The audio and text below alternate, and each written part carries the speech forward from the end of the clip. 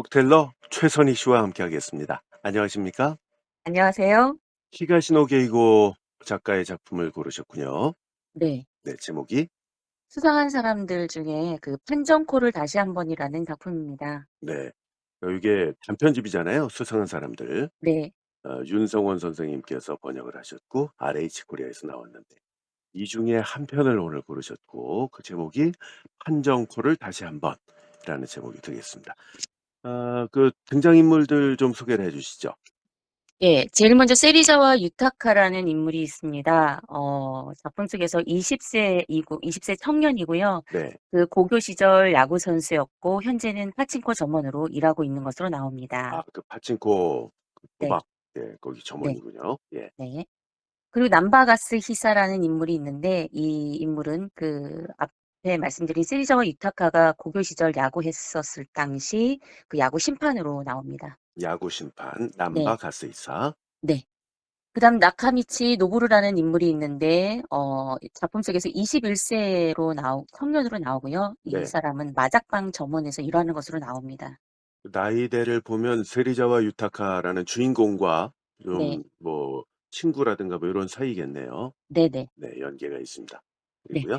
그리고 다카시라는 인물이 있습니다. 이 청년도 역시 20대 초반으로 나오고요. 네. 무직인데다 그 연상의 호스티스 아파트에 빌부터 살고 있는 것으로 나옵니다. 왠지 그 네. 유타카하고 노보루하고 다카시 이 네. 세 사람이 뭔가 좀 꾸미고 있는 것 같은데요. 네 그렇습니다. 네. 네. 그리고요. 그 마지막으로 야마다라는 인물이 있습니다. 이 야마다는 이 앞서 말씀드린 세 청년과 함께 그 어 음. 강도짓을 당하게 되는 집안의 거금을 가지고 있는 할머니로 나옵니다. 야. 이 제목이 야구하고 관련이 있는 거예요. 그러니까 예예. 판정을 그렇습니다. 스트라이크냐 볼이냐 네. 세이프냐 아웃이냐 이거를 어 야구 심판들이 판정을 네. 하게 되는데 그 판정 콜을 말하는 거죠. 네 그렇습니다. 제목이 판정 콜을 다시 한번 드리겠습니다. 아주 재밌을 것 같은데 기대가 네. 됩니다. 줄거리 해설과 낭독 지금부터 시작하겠습니다. 최선희 씨 부탁드릴게요. 아직 길들지 않은 가죽 구두를 신어 새끼발가락이 아팠습니다. 그래도 멈출 수가 없어서 무턱대고 달렸는데 골목길이 복잡해 달리는데 방해가 됐습니다. 그렇지만 그건 추격자에게도 마찬가지일 것입니다. 경찰에게 붙잡혔는지 노부르의 모습이 등 뒤에서 사라지고 보이지 않았습니다. 노부르는 이제껏 운동 같은 건 해본 적도 없다고 했으니 경찰을 당해내지 못했다 해도 이상할 게 없을 것입니다. 하지만 지금은 노보르를 신경 쓸 여유도 없습니다. 그저 지금 나는 무작정 다리를 움직이고 있을 뿐입니다. 그때 문득 고등학교 시절 아무 생각 없이 운동장을 달리던 기억이 머리를 스쳐 지나갔습니다. 아주 오래전 선배의 목소리, 감독의 목소리, 그리고 나 자신의 목소리가 되살아났습니다. 뒤에서 쫓아오는 기척이 없어 발을 멈췄는데 이렇게 오랜만에 달려보니 가슴도 아프고 머리도 지끈거렸습니다. 그래서 나는 곧바로 길가에 있던 양동이에 걸터 앉아 숨을 가다듬었습니다. 곧 이 부근까지 경찰이 올 것이라 생각됐기 때문에 느긋하게 쉴 여유는 없었습니다. 게다가 내가 달리는 걸 목격한 사람들도 있었기 때문입니다. 정신없이 달려온 탓에 내가 지금 어디 있는지 전혀 알 수 없었지만 전봇대에 붙어 있는 주소를 살펴보니 XX동 3번지라고 적혀 있었습니다. 한순간 우연인가 하는 생각이 들었지만 이내 그렇지 않다고 생각했습니다. 왜냐하면 이번 계획을 노보루에게 들었을 때부터 마음에 걸린 것이 있었기 때문이었습니다. 그놈의 직근처구나 하고 말입니다. 순간 내가 도망치고 있다는 사실을 잊은 채 번지수가 적힌 문패를 살피며 걷고 있었습니다. 그놈의 집 주소와 위치는 지금까지 몇 번이나 지도로 확인해 두었기 때문에 내 머릿속에 또렷이 각인되어 있었습니다. 이내 그 집을 찾았는데 산 울타리로 둘러싸인 일본풍의 아담한 집이었고 거기에는 남바 가스이사라고 씌어진 문패도 걸려 있었습니다. 여기가 바로 그놈의 집인가? 라고 생각했습니다. 멀리서 순찰차의 사이렌 소리가 들려왔는데 그 소리를 핑계 삼아 대문을 열고 안으로 들어갔다. 산울타리 안쪽에는 수많은 나무들이 들어서 있었고 현관 앞에서 오른쪽으로 돌아 들어갔다. 들어가 보니까 정원이 있고 그 정원을 향해 유리문이 나 있었다. 언뜻 보니 아무도 없었고 안쪽은 식당인 듯 했다. 유리문을 향해 두세 걸음 다가갔을 때 난바씨 하고 부르는 소리가 들렸다. 살며시 현관 쪽을 쳐다보니까 경찰이 안을 들여다보고 있었다. 우리를 찾고 있는 게 분명했다. 아무도 없는 것을 확인한 경찰들은 자신의 파트너와 함께 무언가 이야기를 주고받고 있었는데 아마도 이웃 주민들에게 주의하라는 당부를 해야 되겠다 하는 말인 것 같았다. 이제 와서 후회한들 소용없는 일이지만 처음부터 노보루의 제안에 응하는 것이 아니었다. 한동안 거기서 꼼짝도 하지 않고 있었는데 마침내 대문 열리는 소리가 들렸다. 집 뒤쪽에서 내다보니 백발의 마른 남자가 하얀 편의점 비닐봉지를 한 손에 들고 현관문을 열고 있었다. 그 옆얼굴은 분명 난바 가스이사였다. 나는 순식간에 가슴이 방망이질치기 시작했다. 나는 프로판가스 본배 뒤에 숨어 집안의 기척을 살폈다. 유리문 너머로 난바의 모습이 보였는데 놈은 환기를 시키려는지 유리문을 열어놓은 채 방충망만 닫아놓았다. 당장에 뛰쳐나가고 싶은 충동이 들었지만 지금 나가면 그놈은 분명히 소리를 지를 테고 그러면 나는 이웃 사람들에게 발각되어 끝장날 것이라고 생각되었다. 잠시 후 화장실에서 물 내리는 소리가 들렸다. 나는 정원으로 나가서 신발을 신은 채 식당 안으로 들어갔다. 실내는 어두컴컴했지만 나는 곧 바로 밖에서 안이 보이지 않도록 커튼을 친 다음 문 옆에 찰싹 달라붙어서 안주머니에서 나이프를 꺼냈다. 놈의 백발이 보이는 순간 나는 그의 얼굴 앞에 나이프를 들이댔다. 조용히 해. 그러자 난발은 비디오의 일시정지 버튼을 누른 것처럼 온몸이 굳었다. 그리고 천천히 내 쪽을 보았다. 누구냐? 누구든 무슨 상관이야? 아직은 나에 대해서 밝힐 생각은 없었다. 앉아, 천천히. 그리고 양팔을 의자 등받이 뒤로 돌리고 손목을 포개. 놈은 내가 시키는 대로 순순히 응했고, 그래서 나는 옆에 있던 수건으로 놈의 양 손목을 단단히 묶었다. 1번지에 사는 할머니를 습격한 게 바로 네 놈이냐? 아는 경찰한테 들었다. 몹쓸 짓을 하는구나. 어디 할 짓이 없어서 노인에게 돈을 뺐냐? 큰 소리를 내면 살해될 거라고 생각했는지 난바가 가느다란 목소리로 물었다. 벌써 소문이 난 건가? 걱정 붙들어 매시지. 네 놈한테서는 아무것도 빼앗지 않을 테니까 말이야. 나는 한껏 위협적인 표정을 지으며 칼날을 난바의 뺨에 갖다 대었는데 순간 놈의 몸이 경직되는 것을 느낄 수 있었다. 내가 뭔가를 뺏는다면 아마 내 놈의 목숨일 거다. 섣불리 소란을 피운다면 말이. 아무튼 지금은 경찰들이 얼쩡거리고 있으니까 놈들이 철수하면 나도 그때 여기서 나가는 걸로 하지. 도망칠 수 있을 것 같으냐? 그럴 수 있을걸? 나는 놈에게 얼굴을 가까이 들이대고 말했다. 뛰는 건 자신 있거든. 옛날부터 말이야. 그러자 난바는 한순간 의아한 표정을 지었다. 내가 일하고 있는 파친코 가게 맞은편에서 마작방 점원으로 일하고 있는 노보루가 거금을 손에 쥘 수 있는 일이 있다고 하면서 내 아파트로 전화를 한 건 사흘 전이었습니다. 노보루가 전화로 말하길 한동안은 바깥 세상 공기를 쐬지 못하게 될지도 모르는 조금 위험한 일이긴 하지만 우리 같은 낙오자들이 팔자를 고치려면 한판 버리는 수밖에 없다고 했습니다. 그래서 지금 자신이 계획하고 있는 일을 함께 하자고 하는 것이었습니다.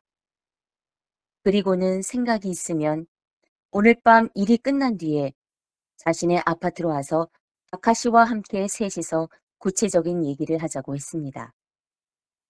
다카시는 무직인데다 연상의 호스티스의 아파트에 들부터 살고 있는 놈이었습니다. 나는 그날 일을 하면서 노보루가 제안한 일을 어떻게 할지 계속 망설였습니다. 노보루의 말투로 봐선 이제껏 용돈벌이로 삼아 해왔던 사기꾼 흉내를 내는 짓이나 얌전해 보이는 학생들에게 돈을 갈취하는 일과는 차원이 다른 일인 듯 했습니다. 어찌 됐든지 간에 나는 나고자라는 말이 결코 틀린 말은 아니라는 생각이 들었고 계속해서 귓가에 맴돌며 사라지지 않았습니다. 왜냐하면 나는 고등학교 때 꼴 좋게 낙오된 이후로 사회의 밑바닥에서 내내 방황하고 있었기 때문이었습니다. 그때 나는 가게 한 구석에서 담배를 피우고 있었는데 어디선가 내 이름을 크게 부르면서 화장실 청소해두라고 했잖아. 라는 성난 목소리가 들려왔습니다. 바로 얼간이 이지마였습니다. 그러더니 갑자기 내게 달려들면서 내 머리를 쥐어박았습니다. 월급쟁이 점장인 주제에 엄청 잘난 척을 해댑니다. 점장인 니지마는 내가 아무런 대꾸도 하지 않자 목덜미를 붙잡더니 뭐 할 말이라도 있느냐며 물었고 당장 시키는 대로 하라고 했습니다. 나는 폭발할 것 같은 분노를 억누르며 하는 수 없이 화장실로 가서 청소를 했습니다. 화장실에서 암모니아 냄새가 진동하는 공기를 마시면서 오줌 범벅이 된 담배꽁초들을 변기 안에서 집게로 끄집어냈습니다.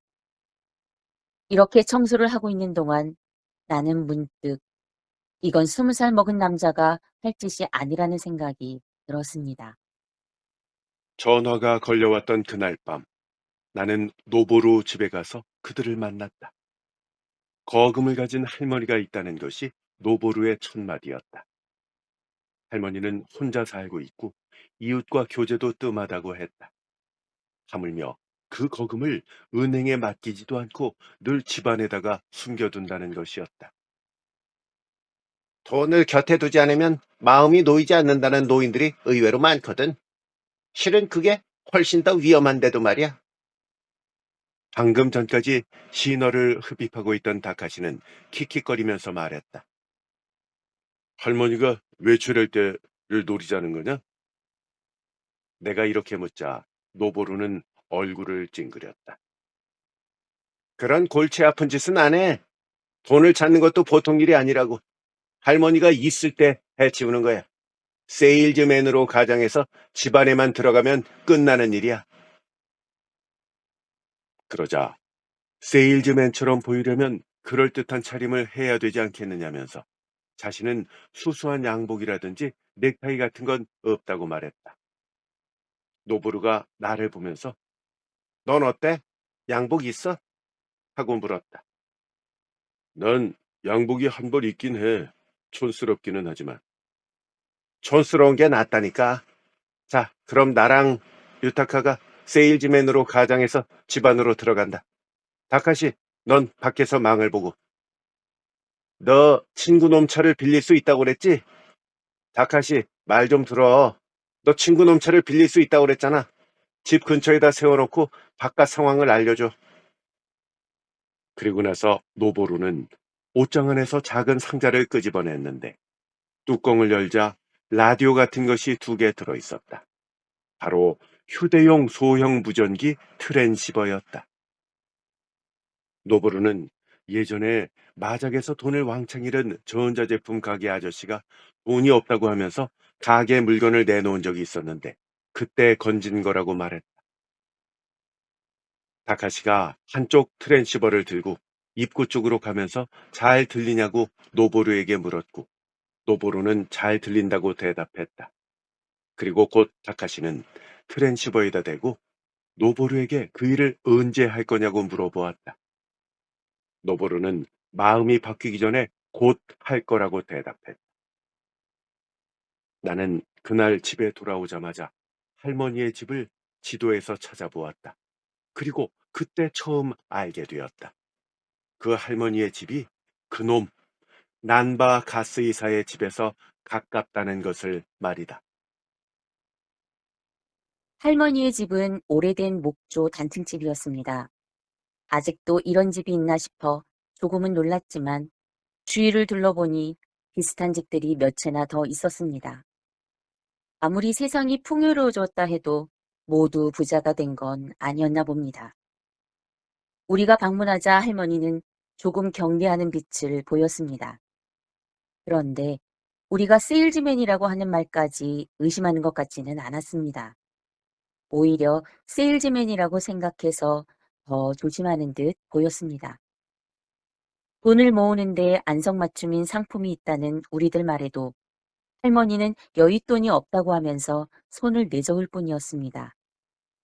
할머니는 도어 체인이 달려있는 문틈으로 자신의 얼굴만 내민 채 우리를 집 안으로 들이려고 하지 않았습니다.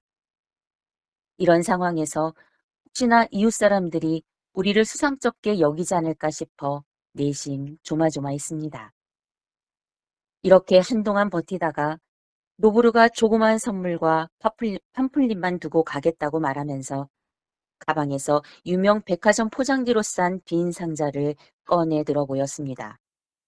그러자 할머니는 선물이라는 말에 마음이 움직였는지 표정이 조금 바뀌면서 도어 체인을 벗기고 다시 문을 열었습니다. 동시에 나는 문손잡이를 힘껏 잡아당겼고 이에 놀란 할머니가 앗! 하고 소리치자 노브르는 할머니의 입을 막고 그대로 집 안으로 들어갔습니다. 그 순간 심장이 거칠게 뛰기 시작했습니다.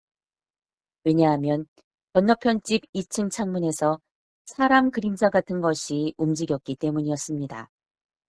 순간 나는 노보루에게 건너집 사람이 봤을지도 모른다고 말했더니 노보루가 내게 할머니를 맡기고 연락을 취했습니다. 나는 할머니의 손발을 고무 테이프로 감아 포박하고 입에는 자갈을 물렸습니다. 노보루는 다카시에게 뭔가 낌새가 이상하면 바로 알리라는 지시를 하고 나서 칼을 꺼내 들었습니다. 그리고 할머니에게 해끝을 들이대며 재갈을 풀고 돈이 어디에 있는지를 물었습니다. 그러자 할머니는 돈 같은 건 없다고 하면서 어차피 오래 살지도 못하니 죽이려면 죽이라고 했습니다. 그러자 노브르는 칼끝을 할머니의 목에 갖다 댔고 순간 할머니는 울음을 터뜨리기 시작했습니다. 그리고 할머니는 살려달라고 말하면서 옷장 이불 속에 돈이 있다고 말해 주었습니다. 그러자 노브르는 내게 눈짓을 했고 나는 곧바로 옷장 맨 아래 이상한 방석에서 지폐 뭉치가 가득 들어있는 것을 찾아냈습니다. 반만 가져가라는 할머니의 말에 노브르는 할머니에게 다시 재갈을 물리려고 했습니다. 그런데 바로 그때 트랜시버에서 발신음이 울렸습니다. 경찰이 지금 이곳으로 오고 있다는 아카시의 목소리였습니다. 그러자 할머니는 큰 소리로 경찰을 부르며 살려달라고 소리치기 시작했습니다. 할머니의 목소리는 믿기지 않을 정도로 큰 소리였습니다. 노보루가 할머니의 입을 막으려고 했지만 이미 때는 늦었습니다. 곧이어 현관문을 두드리는 소리가 들렸고 우리는 가까이 있는 창문을 열고 밖으로 뛰쳐나갔습니다. 노보루도 역시 지폐 뭉치가 있는 방석을 안고 내 뒤를 따라 도망쳤습니다. 좁은 골목길을 온 힘을 다해 달렸습니다. 이윽고 뒤에서 소리가 났는데 돌아다 보니 제복을 입은 경찰 2명이 쫓아오고 있었습니다. 나는 죽을 힘을 다해 달렸습니다. 나는 이렇게 조금 전까지 있었던 일을 회상하고 있었다. 바로 그때 시계가 저녁 9시를 가리켰다.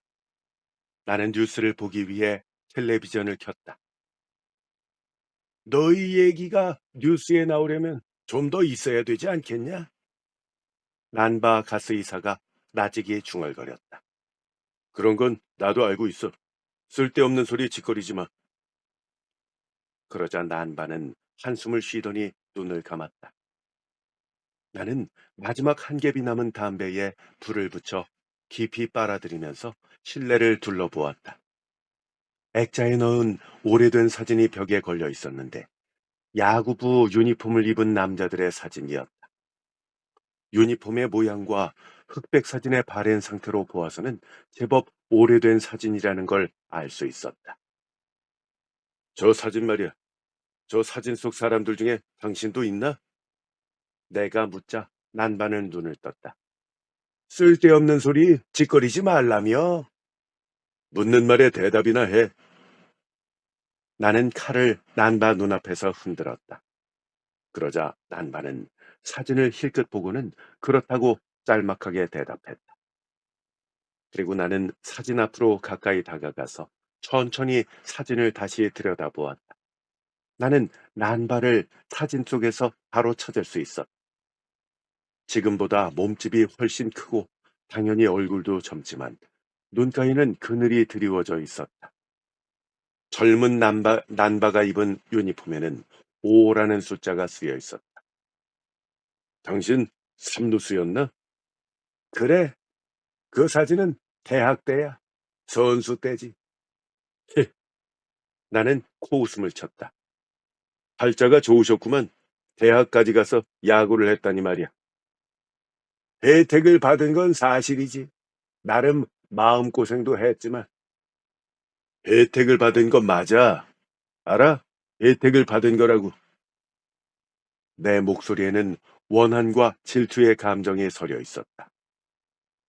그래서 야구는 언제까지 하셨는데? 대학 중간까지. 팔꿈치를 다쳐서 공을 던질 수가 없게 되었어.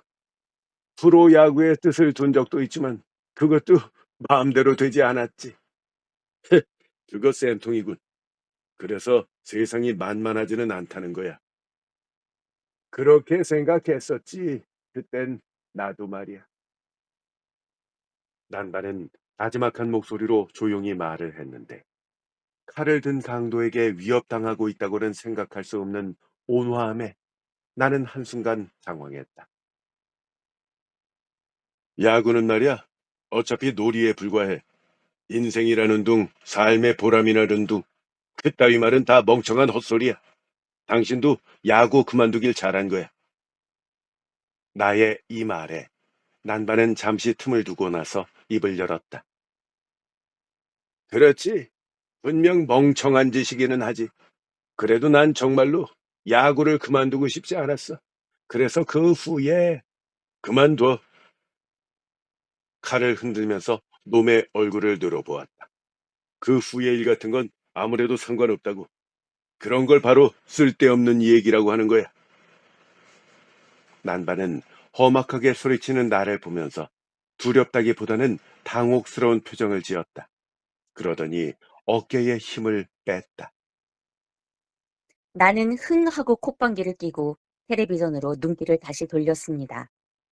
정치가들의 부정부패에 관한 뉴스를 보도하고 있었는데 날이면 날마다 똑같은 짓거리나 하고 있는 모습에 짜증이 났습니다. 그래서 나는 식탁 위에 놓여있던 리모컨을 집어들고 성급히 다른 채널로 돌렸습니다. 그러자 XXC에서 노인집을 습격한 강도가 도주 중이라는 자막이 여성 앵커의 모습 아래로 흐르고 있었는데 나는 곧 상체를 앞으로 내밀고 볼륨을 올린 다음 보도되고 있는 뉴스를 귀담아 들었습니다. 야마다 시댁에 세일즈맨으로 가장한 2인조 강도가 들이닥쳤습니다. 범인은 야마다 씨의 손발을 묶고 옷장에 들어있던 현금 2천만 엔을 약탈해 갔습니다. 이상한 기척을 느낀 이웃 주민의 신고로 2인조 중 한 명이 체포되었는데 체포된 사람은 공공시에 사는 마작방 점원 나카미치 노보루 21살이며 갈취한 현금은 모두 그가 가지고 있었습니다. 또 현장 근처에 있던 수상한 젊은 남자도 붙잡혔습니다. 남자는 현장에 남아있던 트랜시버와 똑같은 물건을 가지고 있었으며 강도의 친구로 추정되어 현재 경찰에서 조사 중입니다. 라는 내용이었습니다.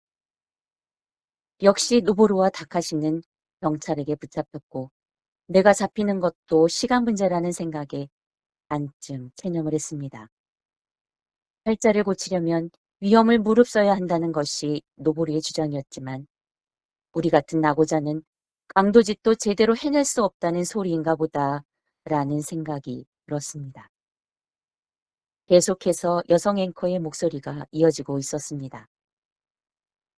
용의자 나카미 씨의 진술에 의해 현재 도주 중인 용의자는 00시의 파친코 가게 점원 세리자와 유타카로 밝혀졌습니다. 21살, 현재 XX 시내에 있는 것으로 추정되며 라는 대목에서 나는 텔레비전 전원을 껐습니다. 조용해지자 집안의 공기가 무거워지면서 형광등 소리조차도 유난히 크게 느껴졌습니다. 어느새 남반은 나를 살피려고 하다가 눈이 마주치자 당황해하면서 눈길을 돌렸습니다. 혹시 눈치챈 게 아닐까 싶었습니다. 하지만 이놈이 나를 기억할 리가 없습니다. 이놈에게 그 일은 수천 수만 번은 내렸을 판정 중 하나에 불과했을 것이기 때문입니다. 밤 10시가 지나 커튼 틈새로 바깥 상황을 살폈다. 말소리가 들렸기 때문이다. 경찰관 2명이 집 옆길을 걸어가는 모습이 보였는데 나는 내민 얼굴을 얼른 숨겼다. 끈질긴 놈들이군. 꼼짝도 할 수가 없잖아. 근데 왜 하필 할머니의 집을 턴 거지? 한동안 침묵하고 있던 난바가 불쑥 물었다. 그야 돈을 가지고 있으니까 그랬지. 그런 노인네가 2천만 엔이나 가지고 뭘 할 건데. 오히려 우리가 그 돈을 갖고 있는 게 훨씬 쓸모 있다고. 당신은 그렇게 생각하지 않아? 그렇지만 그것 때문에 경찰에 붙잡힌다면 말짱 헛일이지. 한 번 전과자로 낚인 지킨다면 되돌릴 방법도 없고 말이야. 나한테 설교를 할 작정이야? 아니, 그게 아니야. 수지가 맞지 않는다 하는 얘기를 하고 있는 거야. 뭐야, 그러니까 성실하게 일하라 이런 말이냐? 농담하지 말라고. 우리 같은 놈들은 성실하게 일하려고 해봐야 어차피 수지가 맞지 않는 일밖에 들어오지 않아. 그럴 거면 차라리 한탕 크게 버려보자고 마음 먹는 게 훨씬 더 나은 거야. 나는 이렇게 말하며 식탁 다리를 걷어찼다. 학교는 뭐라고? 학교 말이야, 학교. 고등학교는 나왔을 거 아니야. 난반은 내게 진지한 눈길을 보냈다. 왜 이런 얘기를 꺼내는지 마음에 걸렸다. 그래, 고등학교는 3학년 가을까지 다녔어. 가을이라고? 이 졸업까지 얼마 남지도 않았을 때네. 여름에 무슨 일이 있었던 거냐? 닥쳐. 내 일에 참견 말라고. 당신 목숨이나 걱정해. 손에 칼을 든 채 식탁을 내리쳤다. 칼자루가 식탁에 부딪혀서 표면에 흠집이 났다.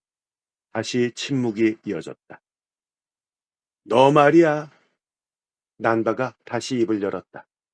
너 배고프지 않냐? 여기 와서 아무것도 먹지 않았잖아. 내가 대답하지 않자 그는 말을 이었다. 아까 집 근처 가게에서 컵라면을 사왔어. 그 봉투 안에 있다. 먹고 싶으면 먹어. 그리고 뜨거운 물은 보트에 들어있을 거다.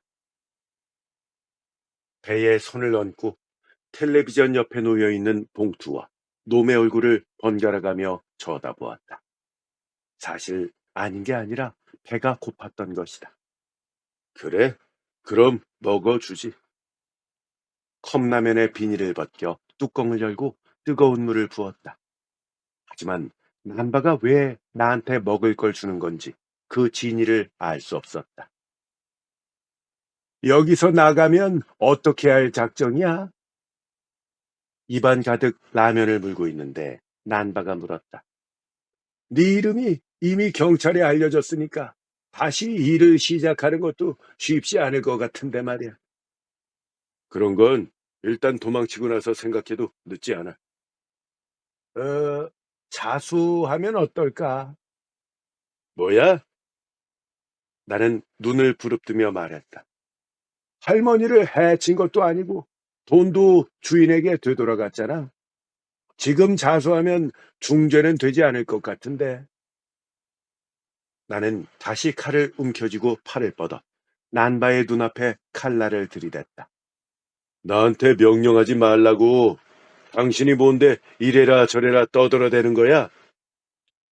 그때 밖에서 소리가 들려왔습니다. 남자 목소리였는데 현관문을 두드리고 있었습니다. 그러자 남바가 말하길 지금 들려오는 목소리는 자신이 알고 있는 경찰인데 내가 지금 집에 있다는 걸 경찰이 알고 있으며 지금 내가 나가지 않으면 수상하게 여길 거라고 했습니다. 그리고는 나에게 나쁘게는 하지 않을 테니 지금 당장 손난이라도 풀어달라고 했습니다. 그런데도 내가 망설이고 있자 어서 라고 재촉하면서 준엄한 표정을 지어 보였습니다. 그 즉시 나는 남바에게 묶여있던 손을 풀어주고 복도로 도망을 쳤습니다. 그러자마자 경찰이 유리문을 두드리면서 남바를 불러대기 시작했습니다. 남바가 경찰에게 대답을 하면서 문을 열자 강도 일당 중 한 명을 아직 잡지 못해서 계속 순찰을 돌고 있는 중이라고 경찰이 말했습니다. 그러면서 다시 말하기를 강도 일당 중 한 명은 분명 이 부근에 틀림없이 있는 것 같다고 말하면서 남바에게 문단속을 잘할 것을 당부했습니다. 그리고 2층 방에도 불을 켜놓는 것이 좋을 것 같다고도 말했습니다. 이에 남바는 경찰에게 감사의 인사를 하고 나서 곧 현관문을 닫았습니다. 그리고 남바는 나에게 당분간은 나가지 않는 것이 좋겠다고 했습니다. 나는 남바에게 왜 경찰에게 사실대로 얘기하지 않고 거짓말을 했는지 물어보았습니다. 그랬더니 남바는 내가 스스로 자수하기를 바랬고 그러려면 일단 내가 여기서 도망칠 수 있도록 자신이 도와줘야 했기 때문이라고 대답했습니다. 나는 또 남바에게 물었습니다. 왜 그렇게까지 나를 생각해 주는지 알 수가 없다고 말입니다. 그랬더니 남바는 그럼 나에게 되물을 것이 있다고 하면서 그러는 너는 왜 여기에 왔느냐고 물어왔습니다. 남바의 질문에 나는 한순간 말문이 꽉 막혀버렸습니다. 그리고 남바가 덧붙여 말하길 결국 이렇게 된 건 내 탓이라고 생각하기 때문 아니냐고 나에게 물었습니다. 나는 크게 숨을 들이쉬고 나서 천천히 대답했습니다. 너는 지금 내가 누군지 알고 있었구나 하고 말입니다. 그러자 남바는 세리자와라는 성을 듣고 확신했다고 했습니다. 바이오 고등학교의 세리자와 선수라는 것을 말입니다. 그리고 그 누구보다도 날 또렷이 기억하고 있다고도 했습니다. 그래서 나는 남바에게 엉뚱한 소리 하지 말라고 소리쳤고 남바는 이런 나에게 내 심정을 잘 안다고 하면서 거짓말이 아니라고 다시 말했습니다. 이상하리 많지 남바는 차분했습니다. 나는 수도꼭지를 틀어 입을 대고 물을 마신 다음 다시 그를 돌아다 보면서 당신 탓이라고 말했습니다. 결국 당신 때문에 내가 이렇게 된 것이라고 말입니다. 남바 당신의 그 잘못된 판정 때문이라고 말입니다. 이런 나의 말을 듣고 있던 남바는 그때 그 아웃을 말하는 거냐고 물었고 나는 곧이어 그건 세이프였어라고 소리쳤습니다. 2년 전 여름 우리 학교 야구부는 지역 예선 결승전에 진출했다. 결승전에서 승리하면 그토록 염원하던 일본 고교야구 선수권 대회인 고시엔에 출전할 수 있는 중요한 경기였다. 초반은 투수전이었다. 양쪽 팀 모두 주자가 거의 나가지 못했다. 누구나 1점 승부가 될 거라고 생각했다. 중반에 접어들자 판세가 움직이기 시작했다. 우리 학교가 선취점으로 2점을 먼저 뽑았고 다음 이닝에서는 상대팀이 1점을 획득했다. 1점을 앞선 채로 후반에 접어들었다. 우리 학교 응원석은 그야말로 축제 분위기였다. 하지만 경기를 직접 하고 있는 우리는 들떠 있을 여유가 없었다. 만약 여기서 이긴다면 꿈에도 그리던 고시엔에 진출할 수 있다고 생각했기 때문에 극도로 긴장이 되어 있었고, 따라서 몸이 굳어서 제대로 말을 듣지도 않았다. 그 긴장이 나쁜 쪽으로 나타났다. 8회 초 갑자기 투수의 페이스가 흔들리는 바람에 3점을 빼앗긴 것이다. 4대 2. 그런 상황에서 8회 말 공격이 밋밋하게 끝나자 누구나 경기가 이미 끝난 것이라고 낙담했다. 우리도 그랬다. 역시 올해도 고시엔에는 나갈 수 없구나. 그렇게 생각했던 것이다. 9회 초 상대팀의 공격은 득점 없이 끝나고 9회 말 우리의 마지막 공격으로 접어들었다. 거기서 우리는 저력을 발휘했다. 선두 타자가 안타를 치고 다음 타자도 포볼을 얻어내서 진루했다. 무사 1, 2루에서 내가 칠 차례가 되었다. 나는 2번 타자였다. 감독이 보낸 사인은 희생 번트였다. 2루와 3루를 채워서 1타 동점을 노릴 생각이었던 것이다. 안타 하나면 동점이 되는 거니까 그것은 타당한 작전이었다. 그렇지만 타당하다는 얘기는 상대도 당연히 그 작전을 예상했을 것이라는 의미이고, 단순히 번트라고 해도 쉬운 일은 아니었다. 나는 두 번째 볼을 3루 쪽으로 굴렸다. 주자를 3루로 나가게 할 경우에 철칙이다. 하지만 볼의 속도를 조절하지 못했다. 3루수가 맹렬한 기세로 달려오는 모습이 눈에 들어왔다. 큰일 났다 싶었다. 자칫 잘못하면 2루, 1루로 던져서 병살이 될 판이었다. 3루수는 2루수에게 속구를 던졌다. 이어서 2루수가 1루로 다시 던졌다. 나는 죽을 힘을 다해 1루 베이스로 뛰쳐나갔다. 기도하는 심정으로 되돌아보자 심판이 양손을 크게 벌리고 있었다. 휴 하는 안도의 소리가 응원석에서 터져 나왔다. 물론 가장 안도한 것은 바로 나였다. 하지만 1-4-3루가 되었다. 이란터로는 동점이 되지 않는다. 지금 2점 차이기 때문이다. 나는 어떻게든 실수를 만회해야 된다고 생각했다. 머리에 떠오른 생각은 다음 타자가 안타를 치면 어떻게든 3루까지 진루해야 된다는 것이었다. 그러면 4대 3 상황에서 1-4-1-3루가 되는 것이고 희생 플라이로도 동점이 될 수 있다. 그런데 바로 그 안타가 나왔다. 1루와 2루 사이를 뚫고 나간 안타였다. 타구의 속도와 적의 수비 위치로 미루어 볼 때 3루까지 갈 수 있을지 어떨지 모호한 상황이었지만 나는 망설이지 않고 2루 베이스를 밟고 3루를 향해 내달렸다. 글러브를 끼고 기다리는 3루수의 모습이 바로 앞에 보였다. 그리고 그 뒤에서 우리 팀 3루 코치가 필사적인 몸짓으로 슬라이딩을 지시하고 있었다. 나는 머리부터 3루를 향해 돌진했다.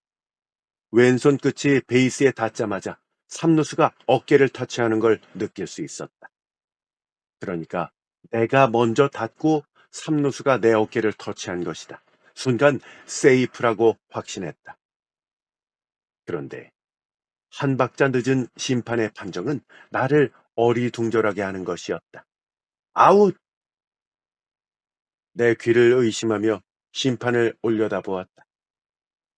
놈은 역시 오른손을 치켜들고 있었다. 상대팀의 응원석에서 함성이 일었다. 그리고 그 함성 소리보다 더 큰 낙담의 목소리가 우리 쪽 응원석에서 흘러나왔다. 일어나서 항의를 하려고 심판 쪽으로 한 발짝 다가갔다. 그러자 심판은 뭐야? 하는 눈으로 나를 보고 있었다. 그리고 곧 세리자와 당장 들어가 라고 하는 우리 팀 3루 코치의 음성이 들려왔다.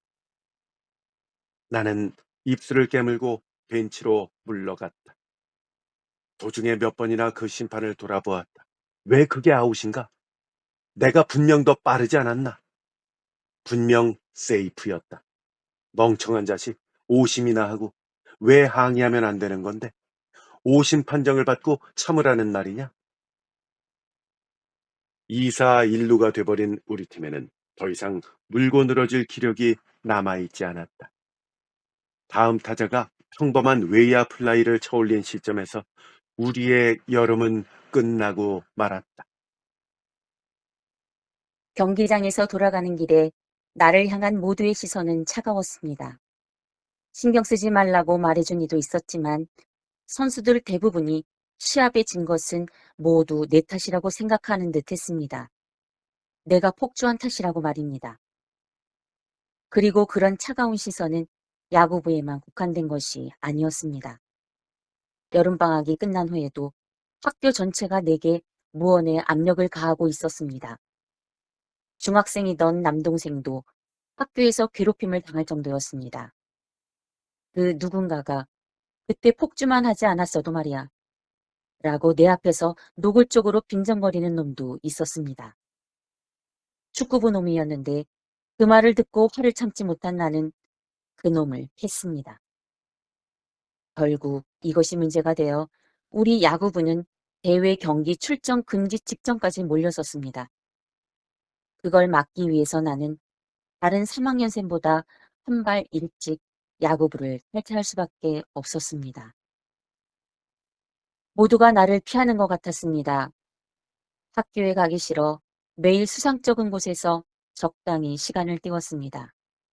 그러다 질 나쁜 녀석들과 어울리기 시작했습니다. 그러다 결국 나는 고등학교를 그만두고 집을 뛰쳐나오기까지 그리 오랜 시간이 걸리지 않았습니다. 이탈길에서 굴러떨어진다는 것은 바로 이런 것을 두고 하는 말일 것입니다.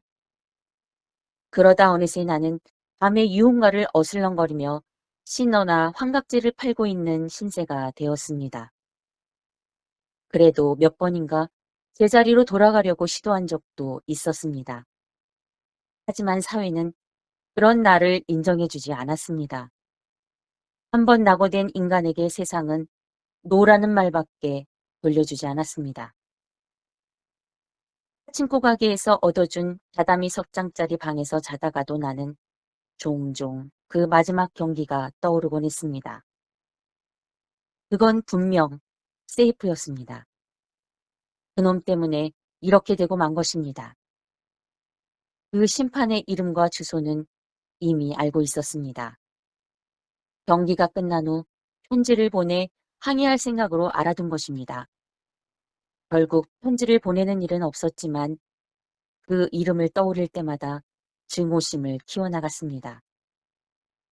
어쩔 도리가 없다는 것을 알고 있기에 원망이라도 한 것입니다. 부탁이야. 사실을 말해달라고. 난바에게 말했다. 그건 세이프였어. 각도가 나빠서 잘 보이지 않은 거야. 그래도 아웃 아니면 세이프 둘 중 하나로 판정을 내려야 되니까 제대로 보이지도 않은 상태에서 아무렇게나 아웃이라고 한 거야. 그렇지? 그러자 난바는 턱을 당기고 가슴을 크게 들썩이더니 무겁게 입을 열었다. 심판은 아무렇게나 판정을 내리지 않아. 그럼 잘못 본 거야. 내 쪽이 더 빨랐다는 건 내가 누구보다 더 잘 알아. 이봐 당신, 그때는 자신만만한 표정을 짓고 있었지만 실은 불안했지? 오심이 아닐까 불안하지 않았느냐고. 솔직히 말해봐. 아무도 듣고 있지 않잖아. 하지만 난바는 입을 다물고 있을 뿐이었다. 결국 나는 놈의 목덜미를 잡고 흔들었다. 솔직히 말해, 응? 세이프였잖아. 내 손이 먼저 베이스에 닿았잖아. 이봐, 말해보라고. 세이프였지? 잠자코 있지만 말고 제발 말을 좀 해봐. 그러자 난바는 괴로운 표정을 지으며 입을 열었다. 그래, 분명 네 손이 먼저였어. 나는 그 말을 듣고 놈의 목덜미를 잡고 있던 손을 놓았다. 그럼 세이프였다는 걸 인정하는 거지? 아니, 아웃이야. 뭐라고? 판정은 바뀌지 않는다. 이 새끼가 칼을 얼굴 앞에 들이댔지만 이미 그런 위협에는 익숙해졌는지 놈은 안색도 바뀌지 않았다. 그저 뚫어지게 나를 쳐다볼 뿐이었다. 그래? 알았어. 심판의 위험 따위가 그렇게 중요하단 말이지? 나는 놈에게 등을 돌렸다. 이봐, 잠깐만. 지금 어디 가는 거야? 지금 나가는 건 위험하다고. 닥쳐. 나한테 명령하지 말랬지. 니놈 얼굴 따위 더 이상 보고 싶지 않아. 나는 이렇게 고함을 치고 현관을 나섰다. 차가운 공기가 뺨에 와 닿았다. 나는 남바의 집을 나와서 공원 안으로 들어갔습니다. 공원 안에는 담배와 주스 자동 판매기가 있었고 그 앞에 벤치가 놓여 있었습니다. 주스를 사서 마신 다음 그 빈 깡통을 곶더리 삼아 담배를 피웠습니다. 나는 다시 남바의 말을 떠올렸습니다. 내 손이 먼저였어. 라고 놈은 분명히 그렇게 말을 했습니다. 그렇다면 역시 세이프였던 것입니다. 내가 잘못한 게 아니었습니다. 그리고 내가 생각했던 것이 맞았습니다. 담배를 끄고 벤치 위에 들어 누웠습니다. 머리가 조금 묵직했습니다. 나를 비난하던 놈들의 얼굴이 차례차례로 떠올랐습니다. 부원들의 차가운 시선과 경멸, 그리고 어린 동급생들의 표정. 나는 보란 듯이 보여주겠다고 다짐했습니다. 그리고 이제는 그럴 수 있겠다고도 생각했습니다. 그렇긴 해도 남바 그놈은 왜 끝까지 세이프라고 말해주지 않는 것일까요? 나는 벤치에 들어놓은 채 깜빡 잠이 들었었는지 누군가 내 어깨를 흔드는 기척에 눈을 떴습니다. 순간 멍한 상태로 몸을 일으켰는데 여기가 어딘지 알 수가 없었습니다. 곧 이어 나에게 주소를 물어보는 남자의 목소리가 들려왔고 나는 손으로 얼굴을 문지르고 나서 눈앞에 서 있는 두 사람을 올려다보았습니다. 둘 다 제복을 입고 있었습니다. 나는 그렇게 경찰에 붙잡혔다. 난바 가스 이사가 면회를 온 것은 구치소에 들어간 지 일주일째 되는 날이었다. 난바는 회색 양복을 깔끔하게 차려 입고 있었지만 왠지 그날 밤보다는 작아 보였다. 네가 아직도 날 원망하고 있을 거라는 생각이 들어서 온 거야. 나를 원망하는 건 상관없지만 오해를 계속하고 있으면 너한테도 좋지 않을 거라는 생각이 들어서 말이야. 뭐가 오해라는 거야? 유리문을 사이에 두고 내가 말했다. 내가 당신의 면회를 받아들일 마음이 생긴 건 당신의 판정을 듣고 싶었기 때문이야. 세이프라고 말이야. 그러자 난바는 괴로운 듯이 눈살을 찌푸리고 천천히 눈을 한번 깜빡이더니 새삼스럽게 나를 보았다. 그건 아웃이었어. 이놈이 잠자코 들어봐. 난바는 오른손을 펼쳐서 내 얼굴 앞에 내밀었다. 그날 밤에도 말했듯이 분명 네 손이 베이스에 닿은 게 삼루수가 내 어깨를 터치한 것보다는 빨랐어. 그래서 나도 일단 세이프 판정을 하려고 했지. 근데 왜 하지 않았는데? 세이프라고 말하려는 순간 떨어졌어. 떨어져? 떨어져라. 뭐가 떨어졌단 말이야? 네 손가락 말이야. 내 귓속에서 뭔가 쿵 하는 소리가 들렸다. 전신의 피가 역류했다. 말 같지도 않은 소리를 하고 있어. 거짓말이 아니야. 네 그 왼손 손가락 말이야. 나는 지금도 비디오 테이프처럼 선명하게 떠올릴 수 있어. 몇 분의 1초라는 아주 짧은 순간이었지만 분명히 네 손가락이 떨어졌다. 거짓말이야. 그럴 리 없어. 그때 넌 나한테 무슨 말인가 하려고 했었지. 아마 항의하고 싶었을 거다. 근데 사실 나도 너한테 설명을 하고 싶었어. 왜 그게 아웃이었는지 말이야. 몇 번이나 나를 돌아보면서 벤치로 향하던 네 모습이 가슴속 깊이 새겨져서 그 후에도 잊히지 않았다. 가이오 고등학교의 세리자와 선수. 널 만나고 싶다는 생각도 했었어. 물론 그런 식으로 대면하게 되리라고는 꿈에도 생각하지 못했지만 사실은 그날 밤에 얘기하고 싶었다. 하지만 그러면 네가 더 깊은 상처를 받을 것 같아서 결국 그러지 못했자. 거짓말이야. 엉터리 같은. 나는 자리에서 일어나 유리문을 쳤다. 그건 세이프야. 손가락이 떨어졌을 리 없다고. 그러자 담당 교도관이 달려와서 나를 면회실에서 끌고 나갔다. 끌려가면서도 나는 계속 고함을 쳐댔다. 하지만 교도관에게 이끌려 긴 복도를 걸어가면서 그랬을지도 모른다고 멍하니 생각했다. 난 그때 삼루를 향해 슬라이딩을 했다. 세이프라고 생각했다. 그래서 다음 순간 마음을 놓고 말았다. 손가락. 손가락은 어땠을까? 제대로 베이스를 붙잡고 있었을까? 나는 늘 그러니까. 중요한 순간에 방심하고 마음을 놓는다. 그래서 이번에도 잡히고 만 것이다.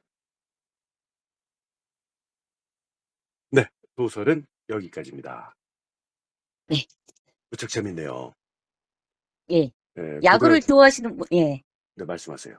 야구를 좋아하시는 분들은 아마 흥미있게 좀 잘 들으실 수 있을 것 같습니다. 네, 히가시노 게이고가 사실 스포츠 광이거든요. 네네. 그래서 야구를 주제로 한 그 마구라는 단편 소설도 있고요. 네. 또 스키를 잘 타기 때문에 스키 네. 관련 저 소설도 몇 편이가 쓰셨었죠. 네. 예, 이게 이제 고등학교 시절에 아주 중요한 경기에서 판정 미스라고 생각을 했던 한 청년이 그 네. 이후로 이제 인생의 낙오자가 돼버리고 말았잖아요.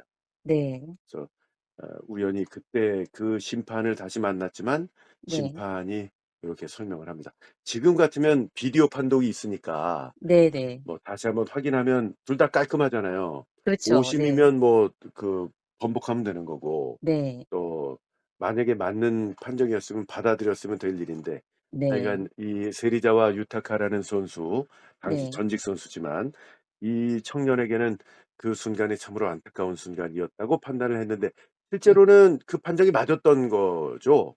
손이 그렇죠. 네. 손가락이 떨어지면 안 되니까. 네. 네. 아주 재밌게 잘 들었습니다. 그 야구 좋아하시나요? 아. 뭐 네. 딱히 막 좋아하진 않으시는데도 이렇게 네네. 재미나게 이야기를 엮어 네. 주셨군요. 네. 줄거리 재밌게 잘 해 주셨고요. 그 중간에 하나 멘트 하신 게 있는데 네네. 그 뭡니까? "화장실 청소해 놓으라고 그랬잖아." 이거. 네네. 네. 그거 다시 한번 해 주시면 안 됩니까? "화장실 청소해 두라고 했잖아." 뭔가 좀 익숙한 대사라서 예. 저도 그렇게 들었어요. 아 그러셨어요? 네. 누구한테 이렇게 명령하는 게 익숙한 분이시구나. 네네. 아유 네. 네. 아주 재밌게 웃자고 한 얘기입니다. 네네. 네, 부담 갖지 마시고요. 네. 히가시노 게이고 작가의 한정코를 다시 한번 요게 수상한 사람들이라는 단편집에 들어가 있는데 요 작품 말고도 여러 편이 더 있잖아요. 네네. 네, 다른 작품들 궁금하신 분들은 책을 직접 구입해서 모두 다 읽어보시는 것도 적극 추천해 드립니다. 북텔러 최선희 씨와 함께 했습니다. 수고 많으셨어요. 네 고맙습니다. 네, 네. 다음 시간에 더 좋은 작품으로 함께 해 주실 거죠? 네. 네, 알겠습니다. 네. 고맙습니다. 애청자 네. 여러분, 안녕히 계십시오.